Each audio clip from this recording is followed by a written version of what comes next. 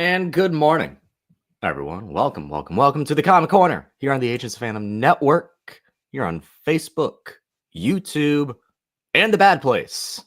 My name is Damon. I am your host. What we do is comic book news, reviews, and interviews. I'm joined this week by my buddy TJ, aka Fat Thor. First time in a few weeks, buddy. Good to see your face. Welcome back. I know, it's so great to see you as well. It's great to see everyone watching and listening at home. I missed y'all. I had to go take a trip into the woods last week and touch some grass, kind of recharge the thunder a little bit. And so we're back, baby. Back talking comics. He quite literally touched grass, folks. He is ready. He is refreshed. And we are going deep in. Let's go right into it. What an abomination. What an abomination. Absolute Bane is. He is here in the new issue of Absolute Batman. And we'll chat about that. But, the Ultimate Universe, it stops for nobody. We have a very, very big weeks at comics this week. The Ultimate Universe stops for no one. Ultimate Black Panther and also Ultimate X-Men drop this week. We'll give you our thoughts. Well, I'll give you my thoughts, my reactions. And it's been 3,000 years. It's been a long time, TJ, since this book has hit the shelf and a new number one and just a new series and a new continuation of it. It's been 3,000 years. Umbrella Academy is back, ladies and gentlemen. We will talk about that. I'll talk about that because, hey, look, man. What a week for My Chemical Romance fans. What a week. Got a re-release of an album. Frank Arrow teasing a re-release of Leathermouth. And Umbrella Academy's back. Great week for us. Great summer ahead. But first, I want to get into some news because this is something I kind of brought up last week, and it was kind of funny.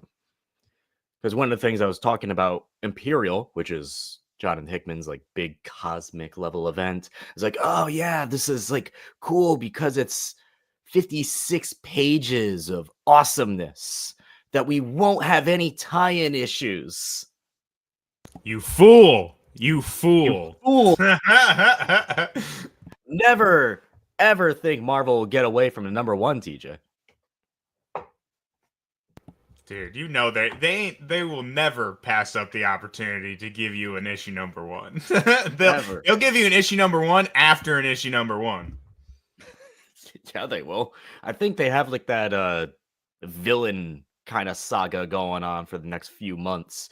And it's not Marvel villain number one, Marvel villain number two. It's no, Marvel villain Dormammu number one, Marvel villain Green Goblin number one.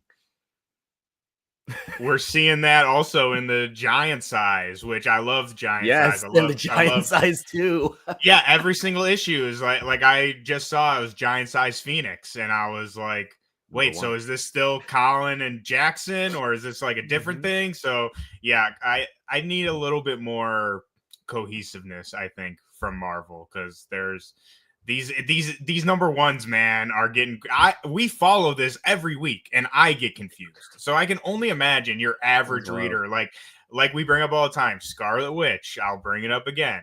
It's if I was just a casual Scarlet Witch reader, I would be so confused on where to start Steve Orlando's run. That would be so confusing. Yep. Just start putting years on them and everything. But there's at least right now 4 tie-ins for Imperial if you really want to deep into it. Right here we're showcasing Imperial War, Nova, Centurion, also available Exiles, Planet She-Hulk. That one I actually am very curious in. And Black Panther as well. So, hey, if you're all in on this cosmic event, sure. What I do like about this, TJ, and I hope you dive into this too, is that it doesn't feel like a modern Marvel event, if that makes any sense. It does feel like closer, and I mean this hopefully fingers crossed, closer to an Infinity Gauntlet, where it's just something just happens out in the cosmos, and it's this big epic. A Game of Thrones level drama too. So I think you'll really dig this. If you haven't checked this out already, everyone, I do recommend it. A pretty solid start to that. But some books that came out this week. We're going to start with a big book. A big boy book. With an even bigger boy. Lordy, he's coming. This is Absolute Batman number 9. This is written by Scott Snyder, artist Nick Dragotta, colors Frank Martin, letter Clayton Cowles, and editors Sabrina Futch, Andrew Marino, Katie Cooper, and Chris Conroy. When Scott Snyder first teased this Absolute Bane, and we were kind of joking amongst ourselves, being like, what is Absolute Bane going to be like? The man's already the most yoked Eggman in the history of DC. And we have this big boy Bruce. He's going to be even bigger. Are we going to go the opposite direction? He's going to be like this tiny little thing? No, this man is just a meatball that turns into a radioactive meatball. He's huge. He's a big boy.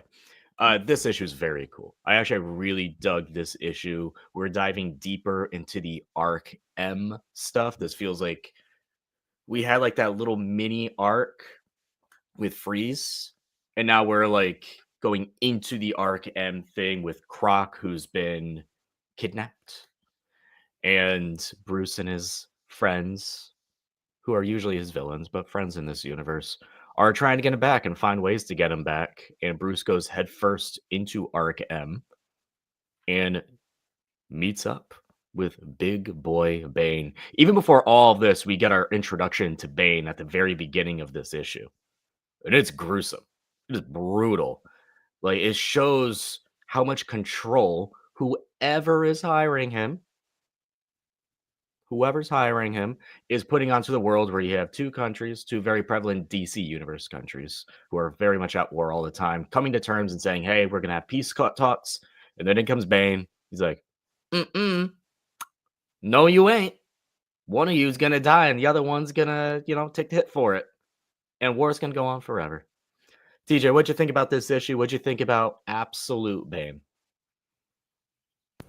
I loved it. I loved every minute, every second of it. I mean, shout out Scott Snyder, man. We talk about this every time an Absolute Batman drops, but he's up in the bar every single issue. For me, every issue is better than the last. And like you said, I think that the Freeze little 2-issue small arc was a perfect way to kind of bring us into this. I would almost look at it as like a midway point, like what do they call those? Like a side quest episode or something. And I don't know, it felt like him being so like a monster kind of really like was like getting us ready for what we're about to go through in these Arc M things. And I mean, Bane is just so freaking cool, man. Bane's always been one of my personal favorite Batman villains. And something that I love that they did with this interpretation of him is like, he's smart. He's smart. He's like almost like Shakespearean. Like he's like throwing out quotes from like old war generals. And like that's my favorite kind of interpretation of Bane. Like I don't hate the kind of just mindless rage kind of monster either. Like that's fun. But I like him being like very strategic, very like he like commands presence, not only with his size. And it was just awesome seeing how big he like.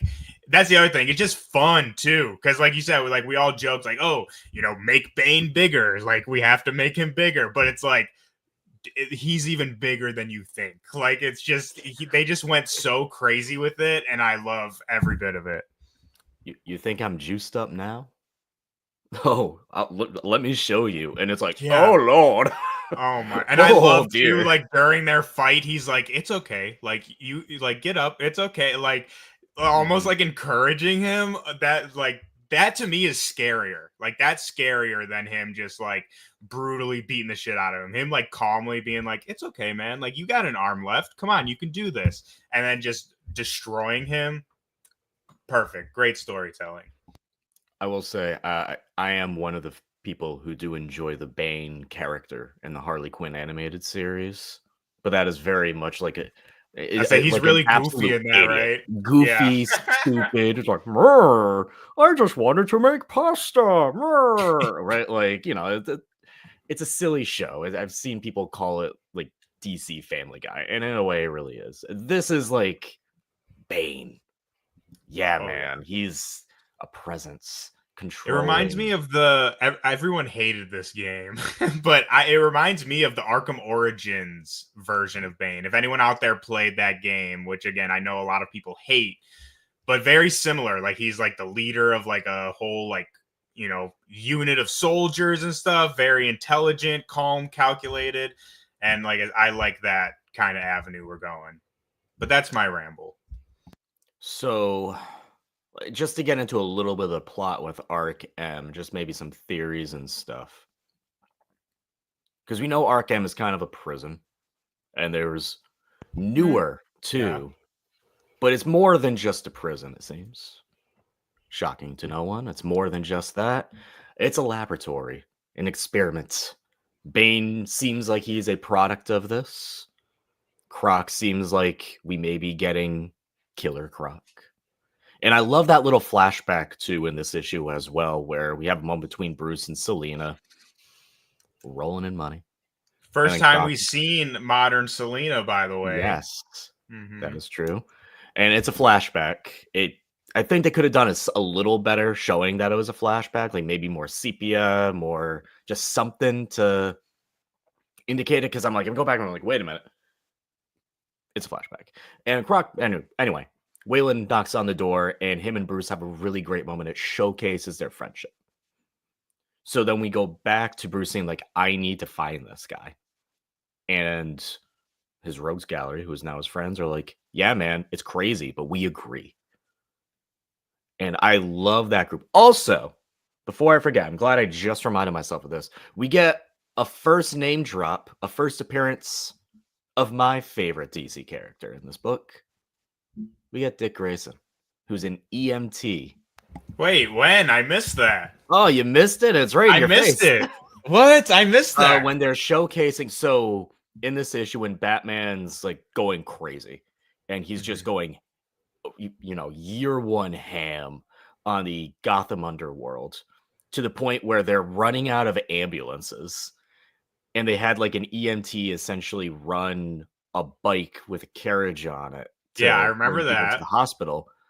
They zoom, like the panel goes close into the EMT's name badge, and it's D. Grayson.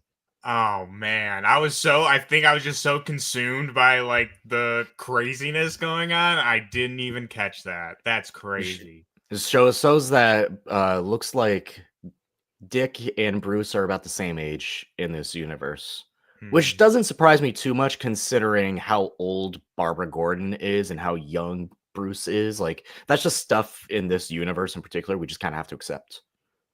Yeah, I just hope I don't make anything. Yeah, go on. I was just gonna say I love that Dick Grayson is an EMT, and not only that, but like showing him with the carriage thing. I think that's a great way to not saying he's like goofy or anything. I just mean like that's a real subtle, interesting way, I think, to kind of already show us his character. Like he's a dude that will take a freaking carriage to save people. Like most people would be like, screw this. Yeah. But yeah, I mean, either that, like a fireman, EMT, that. Like emergency services type of guy. That is Dick Grayson. So I absolutely love that we got a little bit of a tease, a little bit of a hint. And Bruce is already going to Barbara for help, who's a part of the police force in Gotham City. And we got things like he can trust. There's so many freaking mad scientists in comics, so I might be thinking of the wrong name. But we also got the first, what's his name, Langstrom or whatever, the Man-Bat. We saw a Man-Bat down in Arkham. Well, his bones, but I was trying to figure that one out. If that was Man-Bat, if that was one of like Darkseid's Goblin Ghoul thing. I was like looking at it. Yeah, the demons. Like I was trying. I was like, is it one of those? I think it's gotta be Man-Bat. Yeah, because I mean the hands. Like that was my telltale sign. Which goes into that was really cool. Yeah, which goes into what they're probably going to do to Waylon. Oh yeah, they're messing him up. That's what I feel like. Arc M is basically the idea. So, like, obviously, Arkham in the main universe, everyone knows is not a cool place. Like, they do messed up stuff. Which, like, and I feel like a lot of times it's alluded to that they, like, experiment on patients. Like, we obviously see that in some instances, but it seems like this version of Arkham is really playing into and focusing on the experimentation aspect of, like, mental health. And, you could take that back to like the old, mental asylums where they did, lobotomies and stuff. I that's the kind of vibe I'm getting from this. Like you said, it's kind of a prison, but not in a prison in the sense of like Blackgate. Like I said, to me, it's way more like, oh, you're sick, whatever. Like, come here, like we'll help you, and then bam, croc monster or freaking whatever. All right. Absolute Batman number 9 out of 10. TJ, how would you rate this issue? Can I give it 20? 10,000? Right. I love it, man. I mean, I just love Absolute Batman. I love this world. Like I said, to me, every issue kind of ups the ante. So it's going to be really hard for me to be low on one of these issues. This is a very good 8.5, 9 around there for me. I'm a harsher grader.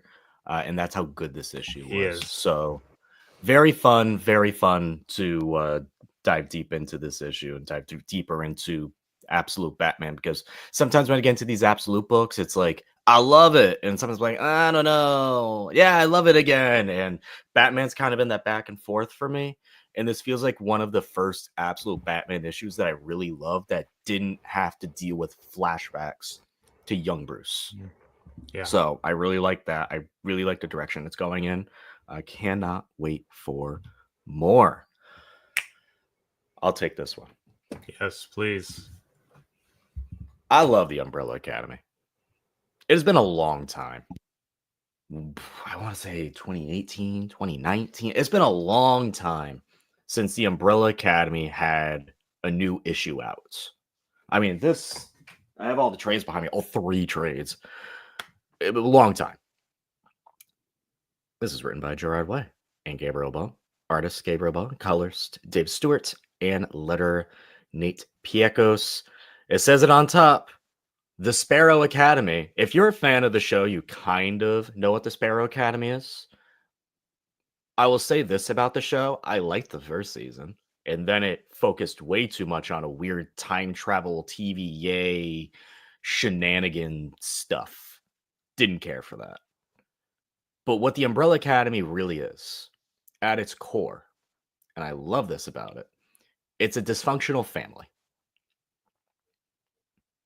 And we're back to that. One of the funnier things with the show is that I think it was at the end of season 2, going into season 3, they teased the Sparrow Academy. TJ, it is now 2025, and we're actually getting the Sparrow Academy properly. Yay! So let's see how this goes. What this iteration of the Sparrow Academy is, it's not multiverse level shenanigans, whatever. This is the other side.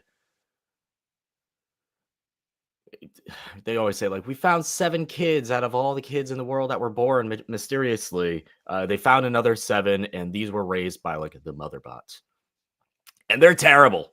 They're evil. They're evil motherfuckers, and they think they're good, and they do so good. No, they're bad.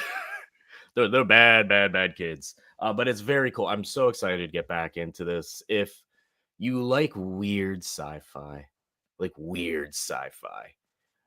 you like some superhero stuff, and more importantly, if you like that dysfunctional family, go and read the last 3 trades of Umbrella Academy. Not everything will maybe hit for you. The last volume, volume 3, which is Hotel Oblivion, I love. It's my favorite volume, and the show absolutely butchered it, but I love that volume. So I'm very excited to see the actual continuation of this. Go check it out, guys. Like I said, it's a great week for My Chemical Romance fans. Got a new re-release of an album. Got the tour coming up this summer. Frank Iero has a new re-release of an album. And this. And we had another Gerard Way book also finish up earlier this year. So there you go, TJ. I think this would be a series, if you go back and read, you dig it. I mean, yeah, I think there's nothing I'm opposed to about it. I just know absolutely nothing about it. And going off of knowing nothing, I wanted to ask you. So, did Gerard Way didn't write like the original one, did he, or did he? Yeah, he created Like the Umbrella Academy. the whole Yeah, he umbrella. That's created him. him and Gabriel Bog Wow, I co-created didn't the know Umbrella that. Academy, the I did books. not. Well, I don't really know anything about chemical romance either, so I don't know why I would know that, but that's super interesting. It honestly makes me more interested in it. Yeah, and I'll say this much: this cover, which I was like really fascinated with, I'm like, oh, that's weird, like plane evacuation safety stuff. That is a dark ass cover for when you read this book. I'm like, god damn. I like dark, so Oh, it's dark, it's twisted. Crazy. So yeah, Umbrella Academy, the Sparrow out of Academy, 10. Plan B. Love this series. Go check it out, guys. I would not. I'll say this: do not dive into this if you haven't read the last 3 volumes. Good advice. Out of 10, what do you give it? 8. Oh, that's really good. Yes, 8. So go check it out. Go check it out. Real Ultimate Black quickly Panther. before we Yeah, move on, sorry to cut you off. I just want yeah. to shout out my man Antoine. He's tuning in, loving Absolute Batman 2. He's part of the Storm team over there, so I just wanted to give him a shout out. Thanks for tuning in, buddy. We'll be talking about Storm soon, but first, we gotta hit T'Challa first. Gotta hit T'Challa. Gotta hit that Ultimate Universe, which stops for no one. No matter how busy this comic week is. This is written by Brian Hull, artist Stefano Caselli, colorist David Curiel, letter VCs Joe Caramagna, and editor Will Moss. This is a very heavy Eric Killmonger and Okoye issue. I don't want to spoil too much of this for you, TJ. That's what I've been waiting for. Shit here hit the fan in the heart of political Wakanda. You're starting to see not just the factions shift within what T'Challa's doing with like the living embodiments of vibranium and all the crazy stuff going on. This goes deeper into like the plan of it all. And Killmonger learning about this and whose side and what is going to be kind of split into two. Will Killmonger, TJ? I don't want to spoil this for you, but will he side with T'Challa or will he go his own route? Is this your king? I guess we'll find out. But dude, I love this issue. This issue, like Antoine said, it was something, and I dug it, dude. I've been the Ultimate Black Panther book. I was very fortunate. I want to say like it was the first 8 or 9 issues I laid off on from the singles, but a friend of mine at Comic Shop, Nikita, was very kind enough to give me all those singles. And it was because they had that like issue 1 shenanigans and I wasn't able to get it. And I was like, oh, I'll trade it. So I was able to like read through some of like the slower stuff, right? And I've been digging it. So yeah, Ultimate Black Panther. It's cooking. I'm so I can't excited. wait for you to read this. I would say we've both been enjoying this series. I said last time the last 2 issues were not bad for me. I enjoyed them because I'm enjoying the series, but I'm glad to hear that 17 is like really kicking up the gas. And especially with Killmonger, because that's something I feel like we haven't touched on very much. So I'm excited for him to get the spotlight here. There's so many things at play in the Ultimate Black Panther books because you have like the T'Challa aspect, and he's off with Storm right now. He's off with Aurora. And then you have like the Shuri aspect, which is like more like the technological, and then you have the Killmonger aspect as well, what like they're doing. And we've moved on from the Moon Knight stuff. We've moved on from the Ross stuff, which was still very cool, and I really liked it. And we also, what are they doing? They just kind of got defeated, it seems like. Yeah, which I'm like, all right, yeah, they get bigger problems at play. The vibranium is alive. Yeah, peace out, Maker. We're done. Yeah, the vibranium's alive. Big, like, it's a big thing about AI, which we've talked about, and how AI takes over. And is it better to just kind of like get down gritty with your hands and do it yourself? And that's really what Eric Killmonger is. So, political tensions rising in Wakanda. Who would have saw that coming? Whoa. Not me. But it's great. Yeah, but it's great. Love it. Cannot wait for you to check that out. Also, in the Ultimate Universe, Yes, Ultimate I'm X-Men. excited. Ultimate X-Men. This is a very heavy Nico Minoru issue. We've been dealing with Hisako, aka Armor, who's been under the I don't even know what you would call it, honestly. Yeah, just like under the control, I guess, of Shadow King, who's been under the control of the evil organization Amok. A lot of things are going on in Ultimate There's X-Men, a lot of layers. So many layers.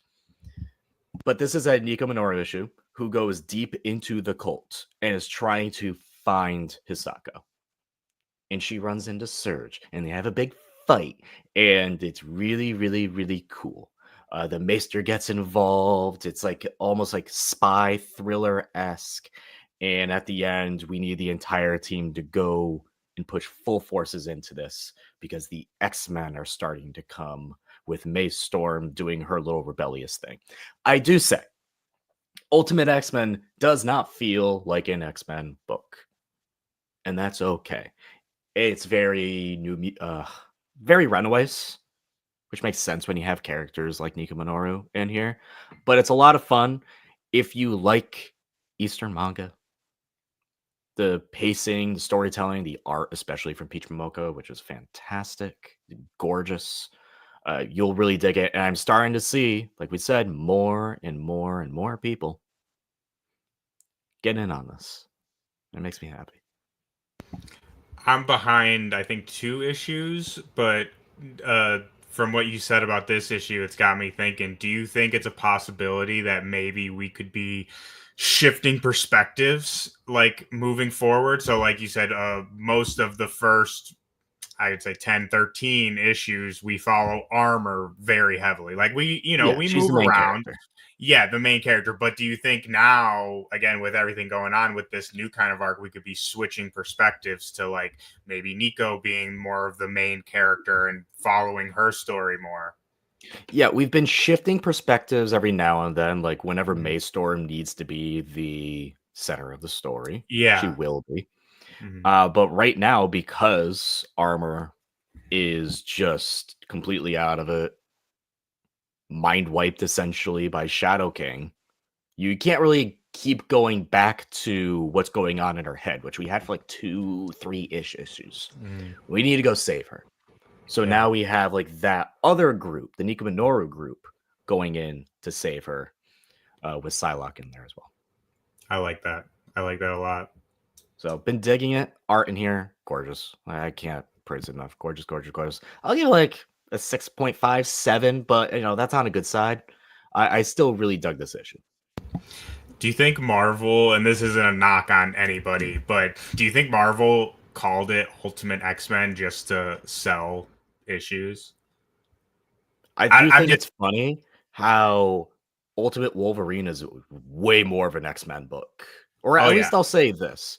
That's like the X-Men book, I'd say. When we think X-Men, we think like Claremont's X-Men.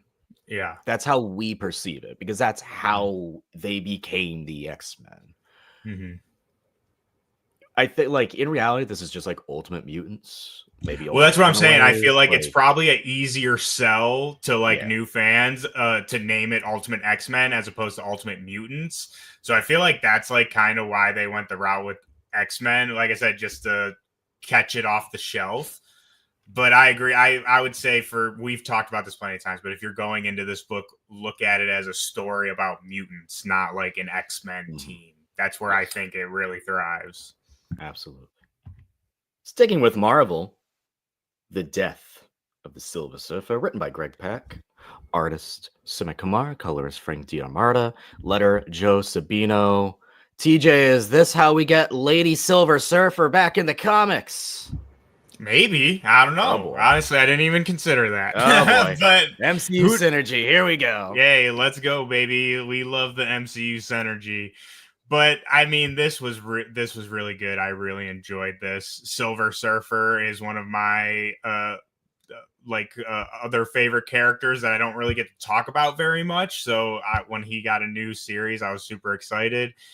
And I mean, at this first issue, we don't learn much. It's basically we see Silver Surfer just like coming to people as they die, which I thought was very beautiful as well. And like it shows him watching like the death of universes, like the death, black holes consuming galaxies, and then he's on Earth, and it's like this guy who's like dying from a war, and he like goes to him, and basically every time he says like, I'm with you, like, I'm here with you. And I just thought, I don't know, Silver Surfer to me is such like a weird, so alien yet so human character that that concept's just so interesting to me. I felt like this issue really honed in on that for me, and I don't know where this is going to go, but the intro for me definitely hooked me for sure, just from like a storytelling perspective. Yeah, because that was interesting. He's going to ask you that. Just because you said at the beginning of like in this issue, like not a whole lot is happening. So I was going to ask and say, we often talk about issue ones way too much than we ever want to. But so the important thing about them is like the hook aspects. Are you hooked? Yeah, for me, this definitely had that hook aspect. And when I say like not much happened, more so, like I said, we're really setting the stage for, I think, what kind of story this is. I mean, you see it's called The Death of Silver Surfer. So obviously a lot of this is going to revolve around death, but I wasn't really expecting it to be like a conversation about death in general, like death of a person, of a universe, like, how death is kind of this, universal thing. And I think it was just a really cool angle to take it, not just like, oh no, the Silver Surfer's in trouble, right? So yeah, this definitely hooked me. It's not going to hook you for like the action or spectacle, but again, for me, from a storytelling perspective, I definitely piqued my interest for sure, and I'm excited to see where this goes. Which, I mean, we know he's not going to die. Like, yeah, sure, he'll die for like 2 months, but the death of Doctor Strange, never forget. And not only that, but he's messing around in Storm, actually, which, if shameless plug here, but if y'all want to go check out our recent interview with Murewa Audeli, he talks a little bit about what Silver Surfer's role is going to be in the Thunder War. So I'm kind of interested if like how that all plays out. Like, is this just kind of its own standalone? It's like, don't worry about any of that or stuff. We're just telling this beautiful Silver Surfer story, which I am all for. Yeah. All right. Death of Silver Surfer. Who knows? Maybe we'll get Shalabal back. MCU it, baby. I wouldn't be surprised. Honestly, I wouldn't be surprised. I can only imagine the uproar. What I will not give an uproar for. This may be my favorite book of the week. This is the best issue of Magik we got. This is the best issue of Magik. Oh my God.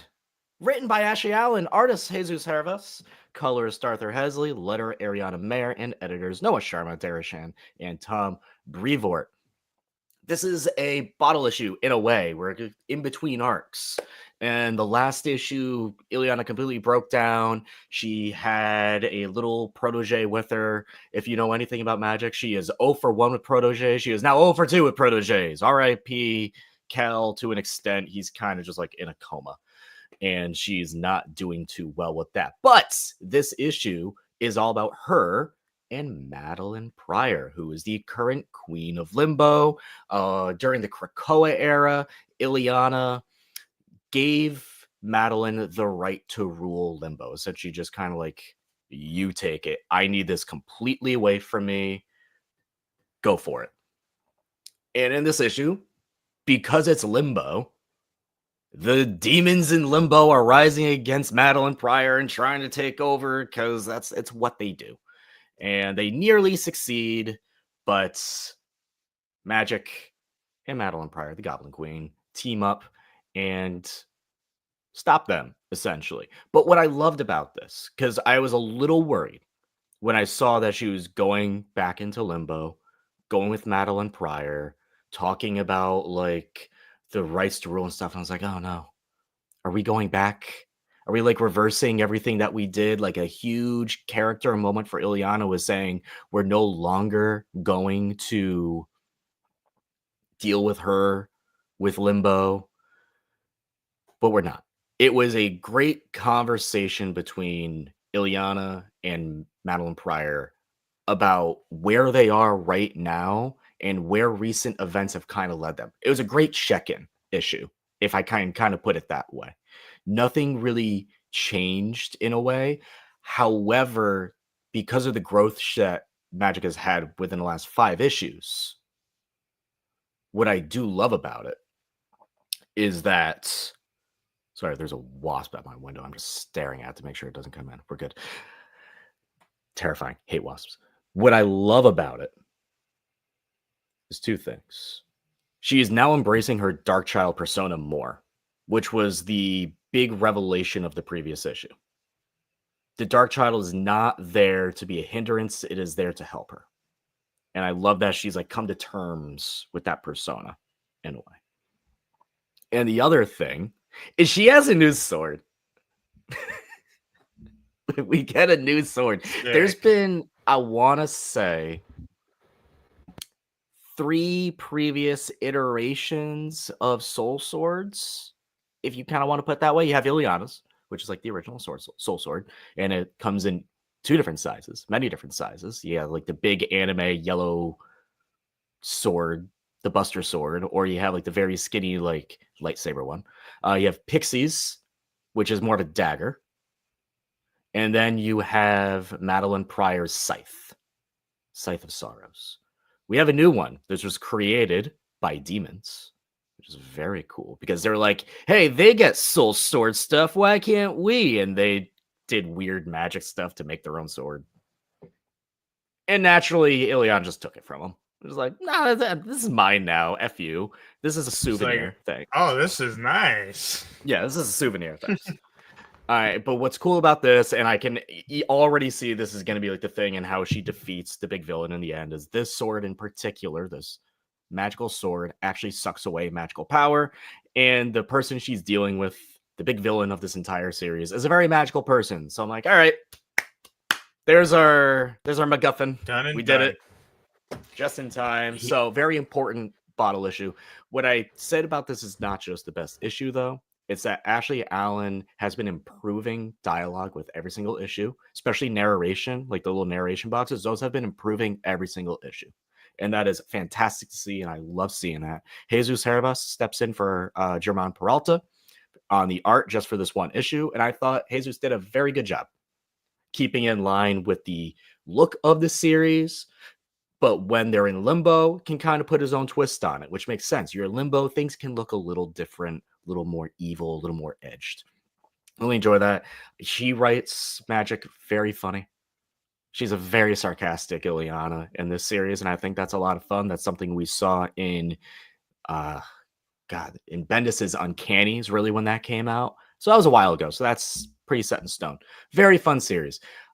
I will say this. If you do not know a lot about Ileana or anything, you can still read this.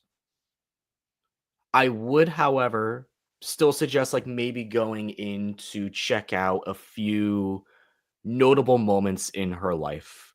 The Storm and Ileana series, some arcs of New Mutants. Dive into Inferno as much as you can. It can get a little weird and wonky because it's Inferno, but that's very important. And the Uncanny stuff with Bendis and a little Krakoa. The Krakoa arc where she specifically, this is of New Mutants, specifically gives up the rights of Limbo. I just love that she's getting this much love from Marvel right now. And it's pretty good. I say you're loving Magik lately, man. That's like, that's your girl. Been great. But 2 questions for you, because I don't know what's going on in this corner of the universe. Magic sword can drain magic.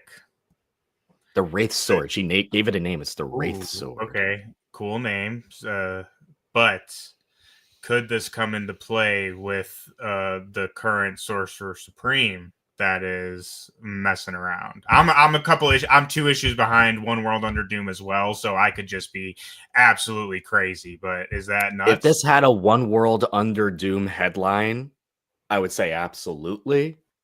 But I feel like because this is so in its own corner, which I appreciate about this series, where like it acknowledges that the X-Men books are going on and some of the events. It acknowledges it. But this is supposed to be, what is Magik doing when she's not an X-Men? Same thing with like why I love Matt Fraction's Hawkeye so much. What is Hawkeye doing when he's not an Avenger? He's doing this. What's Magik doing? She's doing this. That's why I really enjoy about these books is you can just read them as is. So could it come into effect? Maybe, but I doubt it. If, like I said, if it had the One World Under Doom header on there, I would say that'd be a very important thing. Yeah, I don't know. There's not a tie-in to it, at least to my knowledge. There's no One World Under Doom X-Men tie-in, right? They're like staying out of this. Seems like, yeah. I haven't seen them.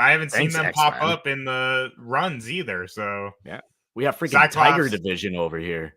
Yeah, Cyclops like, honestly, this is pretty sweet for us, so we're just gonna let this play out. Yeah, like we've done enough event books. Yeah, they're like, we're sitting this one out. We're gonna stay in Alaska and in Louisiana. In Chicago? Oh, they're in this week's issue. Okay, in One World Under Doom, I'm assuming. So that's slip exciting. In there. So there you go. Magik number 6. I love this book so much.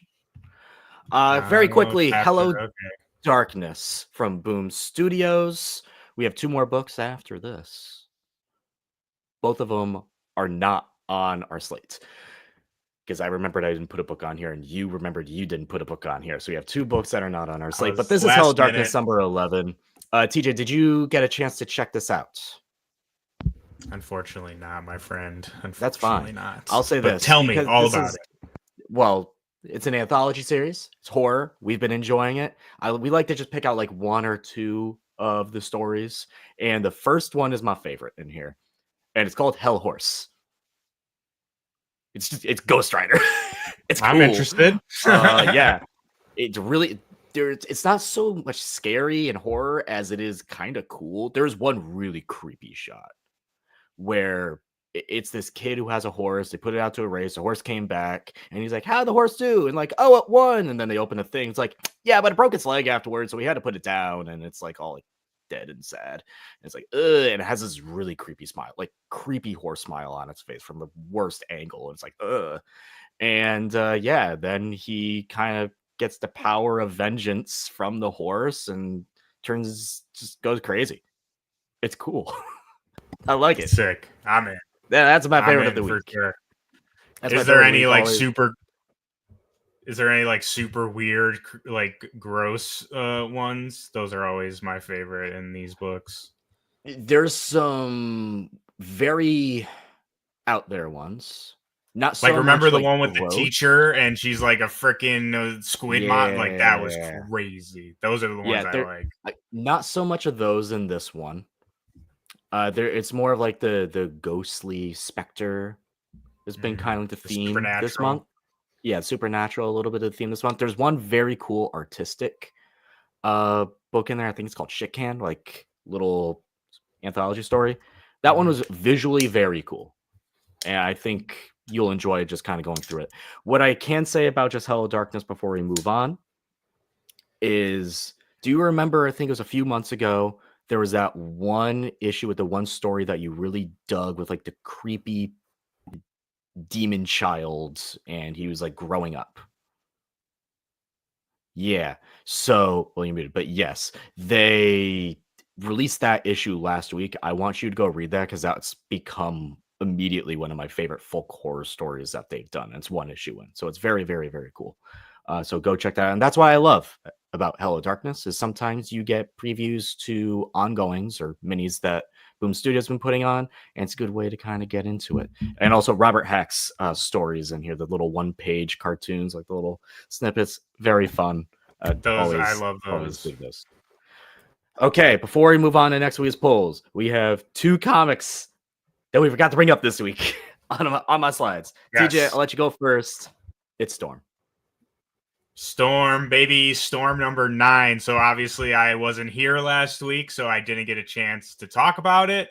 So I wanted to mention it before we get out of here today because it is such a good issue. I have been raving about Storm since it began. This issue, like the Thunder War is coming, people. It is in full swing. I'll give some slight spoilers. I mean, it's a week old at this point, so I think it's okay to talk spoilers. But this new dude, Hadad, the original Storm God, is bad freaking news. He kills in number 9, he kills Oblivion. So the whole thing has been this huge war between Eternity and Oblivion. And this dude just comes in, he's like, nope, Oblivion done. I'm the bad guy. And it is freaking nuts. Rug pull of the freaking century, dude. And so to give you a little context, to blow your mind even further, Damon, Hadad, the original Storm God, when he was operating and was like, the big bad, he wove Eternity into a cloak. He used the Phoenix as his armor, the Phoenix Force as his armor. Yes, and Death as his war club. That's the kind of dude we're talking about. He was so powerful. The only living tribunal level power. The only one that was able to stop him, the reason why he's like been gone, was the one above all.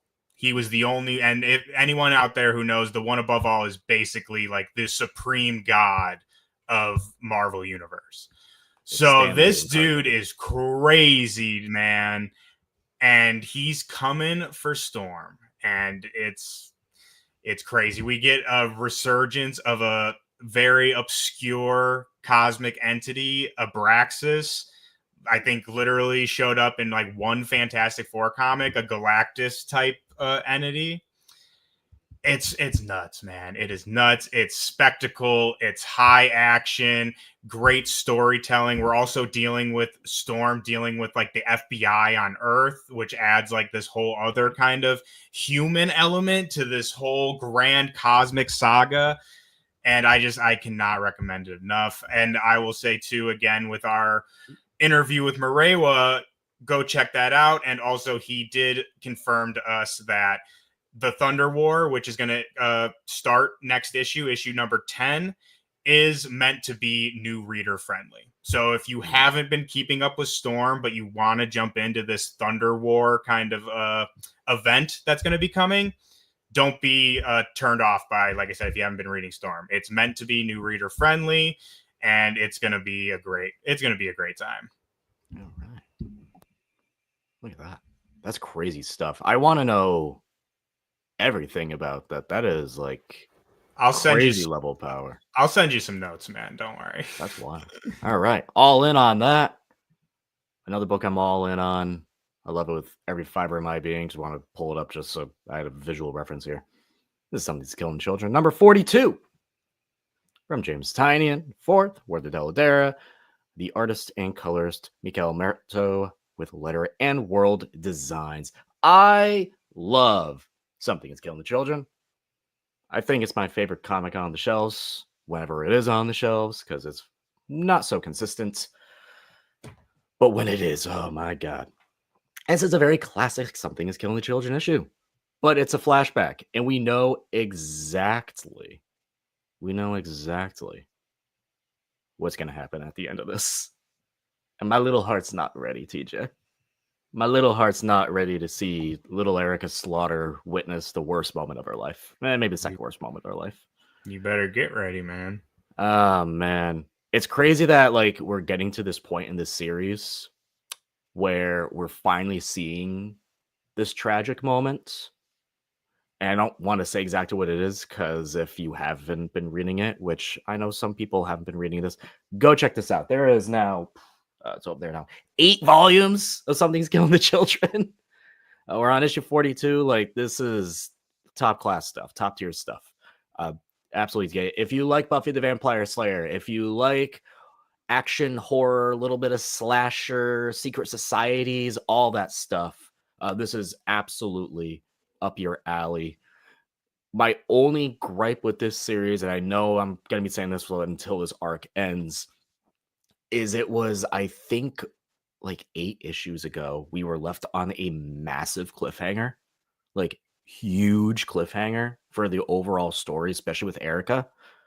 And we haven't gone back to it because we've been in flashback mode for almost 10 issues now.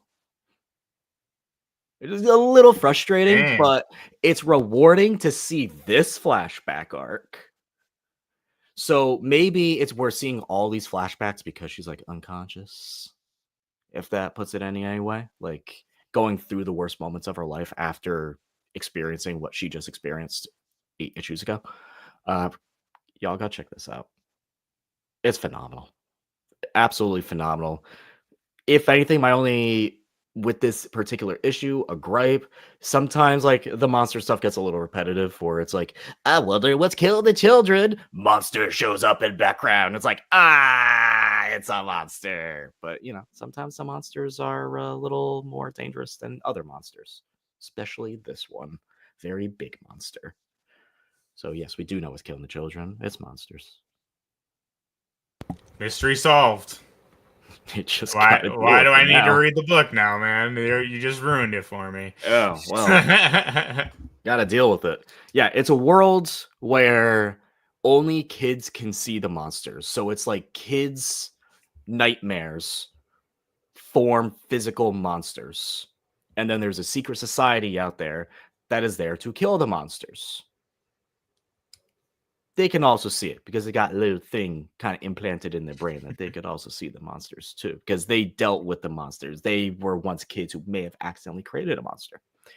So very, very, very cool. Little high society political Game of Thrones-ish-esque, kind of like vying for positions within the society. Very cool.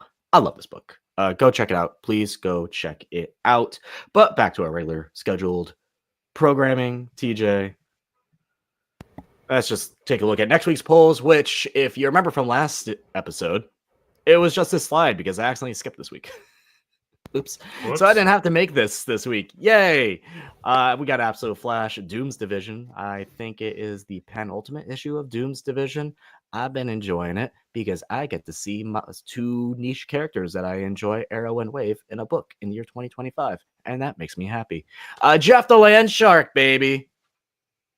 First print exclusive story from Jeff the Land Shark, written by Kelly Thompson, where Jeff is dealing with a little alter ego issue, a little evil version of himself running around causing havoc. Go check that out. Nightwing 127. Been loving Nightwing. Dan Waters' Nightwing. Really digging it. I'm so high on Tom Taylor's Nightwing. We had a whole Comic Quarter read along to the first volume with myself, Brandon, AF, and Emma, and they all loved it. But this has been very good as well. So if you got off Nightwing after Tom Taylor's run, come back. Come back, because it's great. The Ultimates, number 13, TJ. We're both very excited for that. Ultimates 3.0. What's going on there? Who knows? And X-Men, number 18. I am caught up on X-Men. I've been reading anything that Magik has been in. I think I'm pretty much all like caught up on that at this point. Say you're ahead of me now, man. Well, I think I'm all caught up on like everything Magik's ever like made an appearance in. Literally, I went through an entire list of just every recorded appearance, and it didn't matter if she was just in a background cameo. Because I'd read a whole issue, and I'm like, where the hell was she? And I'm like, dig the there in the background. There she is. So I've been keeping up with X-Men. That's been fun. And hey, Zdarsky Comic News. Everyone loves some Zdarsky Comic News. TJ, I know you have some of these on your list. What else? Yeah, man, I need to go through my list, man. This is ridiculous. But I mean, I have Absolute Flash like you. I'll just go through the ones I don't have, or that you don't have. But Alien vs. Avengers number 4. I don't know why I'm still pulling this stupid book, man. I mean, it's like, it's not bad. It's just, it's been months since the last issue. I can't keep up with what's going on. There's too many things coming out in between then. I hate that. Absolutely hate it. So maybe it's good, but I'm off of it just for the time thing. Avengers number 27. Another book that has been kind of on the low point for me lately, unfortunately. Again, not bad, but just it's kind of hitting a plateau for me. Battle Beast #2. That's probably the one I'm most excited for. I freaking love Invincible. I love Battle Beast. I thought the first issue was great. Another one that's took forever. I'm kind of going on a little rant here, but I'll be quick. Moon Knight, Fist of Khonshu #9. Another book that has been not out for like months now. I don't even remember what the hell's going on in Moon Knight. And I will say, you know, I'll give Jed McKay some grace because he's writing like 20 million titles. So I'm sure that has to push some things back. Mm-hmm. But yeah, this very long wait in between issues, I'm not liking over some of these. New Gods #7, a book I've really been enjoying, and Wolverine #10. Shout out friend of the show, Martin Kokolo on art. And Wolverine's awesome, man. Like it is, I wouldn't say it's like the storytelling of, you know, Uncanny or the regular X-Men, but it's just cool Wolverine. You know what I mean? Like Wolverine doing cool stuff. So yeah, that's my list. Lengthy, expansive, some things I need to drop, but that's how the cookie crumbles, man. That's how the cookie crumbles. Welcome to the life of comics. There's a lot of them, and sometimes you start drowning. Oh, I've drowned. You drowned. Yeah, I've already drowned. Like, oh dear. No. Drowning is over. Oh dear. Don't want to hear that. Come on back to the surface, TJ. We got you.